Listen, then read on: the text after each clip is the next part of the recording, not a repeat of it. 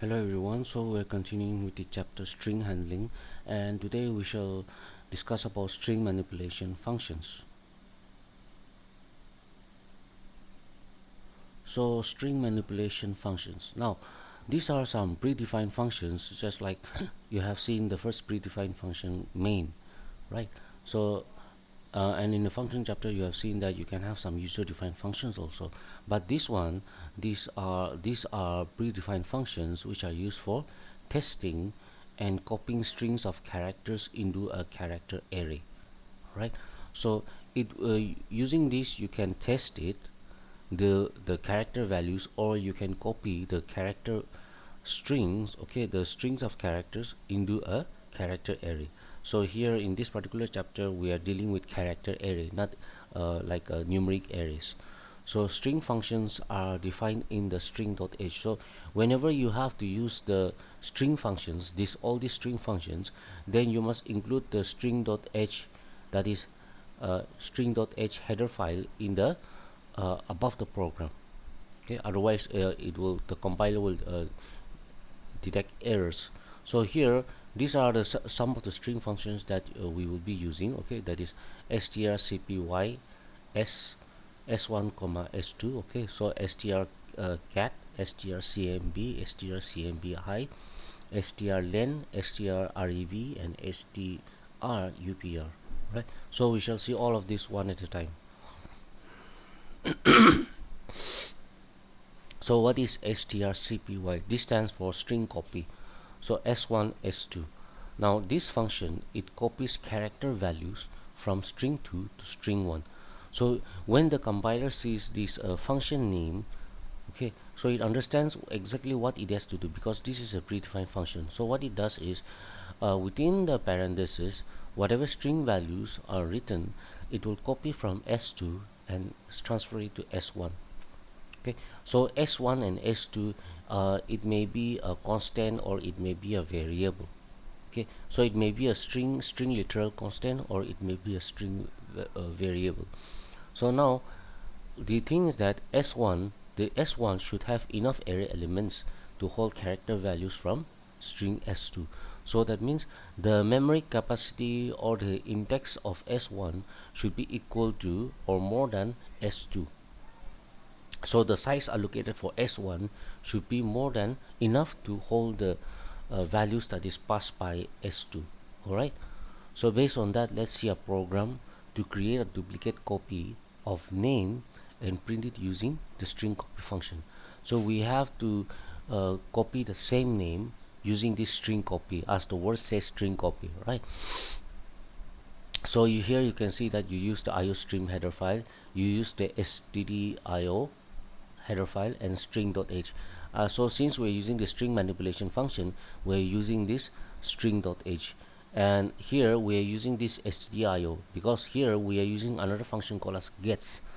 All right, so here in the main function you are declaring two variables, character variables, okay, or uh, character arrays. So because these variables are arrays which are of type character, so the index subscript is given size 20. One is name, one is cname, so which represents s1 and s2. All right, so here s1 and s2 represents string variables, which is name and cname. So now cout enter your name. So here you can see that you are using the gets function, that is get s within the bracket name. So as you can see there, this get s or gets function, within the parenthesis you are writing down the variable name, that is this one. So which means that it accepts a string of characters. Okay, so this function will accept string values. Now normally if you use the c input stream, okay, if you use the cin, it can accept integer values, it can accept float values, double values, it can also accept character values, that is like a within single quote. Okay, yeah, it can accept string values provided there is no space. Suppose like, if suppose like John, okay, John, so you can enter a string value without spaces using the C input stream. But here you can see that the input is John space Smith, right? So here what happened is there's a space in between. Now C input stream uh, does not recognize this blank space in between these two string values, right? So that's why you have to use this gets function. Now when you use this gets function, what happened is um, after this string values, okay, after these character values gets placed at the end, the /0, that is the null character, gets placed, so which signifies or which terminates the string values, right? So so that's why you use this gets function. So whatever value is stored in name, whatever character value stored in name, okay, gets or get s function, uh, it accepts that. Now using the string copy function, what you do is that you copy the name to CNAME, right? So you can see that s1 s2 comma is represented by comma, so CNAME comma name within the parentheses, okay. So what is stored in name will be transferred to CNAME, and then finally using the cout, copied name is CNAME, so you get the same John Smith. All right, now let's see another program, the same program, but to create a duplicate copy of name and print it without using the string copy function. Now we should not use the string copy function in this particular program. All right, so the same program but in a different way. So here you can see that you're using the IO stream, stdio, and conio. So here you're using this conio. Now students, in your practical I have seen that you're using this CLR, SCR, and get ch or gets without understanding, right? So that's why I'm putting this one, so that you will understand what is the use of this CLR, SCR, and this get s. So this conio is used whenever you use this CLR, SCR function. So this is also a predefined function, CLR, SCR. Now what it does is it clears the monitor screen, okay, and clears the monitor screen. So that's the only purpose for that. That CLR, SCR stands for clear screen. So now if you're using dev C++, CLR, SCR will not work. Alright, so this is used only in, this can be used only in like a Turbo C++, Forlan Turbo C++, but not in dev C++. So here you have declared two character arrays, str1 and str2. Here again I is initialized as 0, so I is the counter variable, because now we are going to use the while loop here, as you can see. So when you're using the while loop, you need a counter variable. So here I is initialized as 0, then clear screen is used before or after a variable, okay.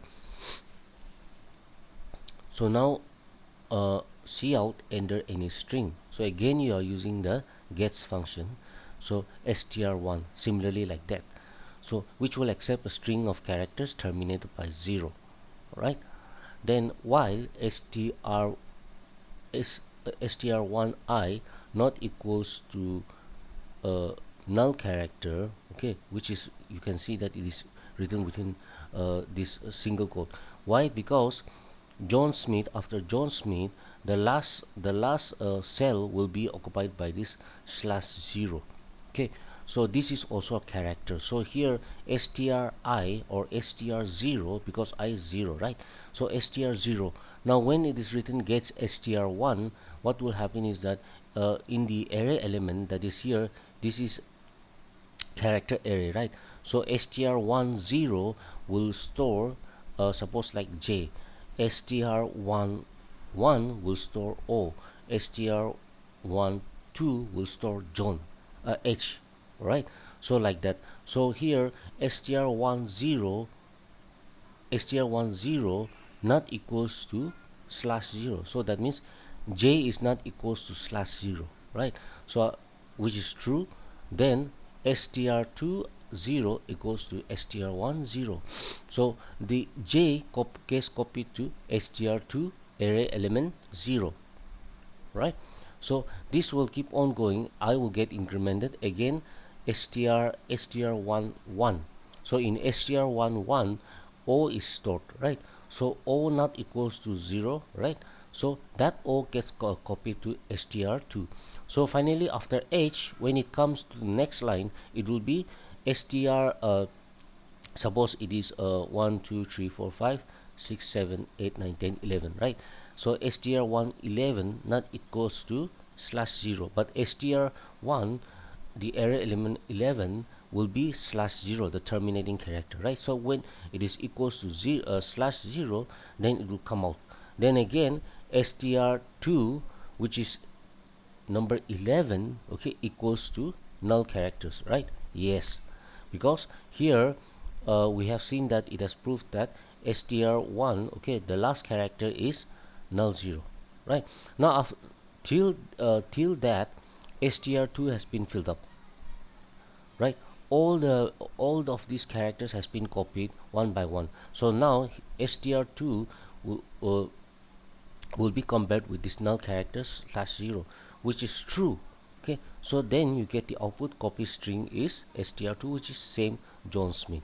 Okay, so just try practicing on these two programs, okay, and see the changes. You can make some changes within the program also.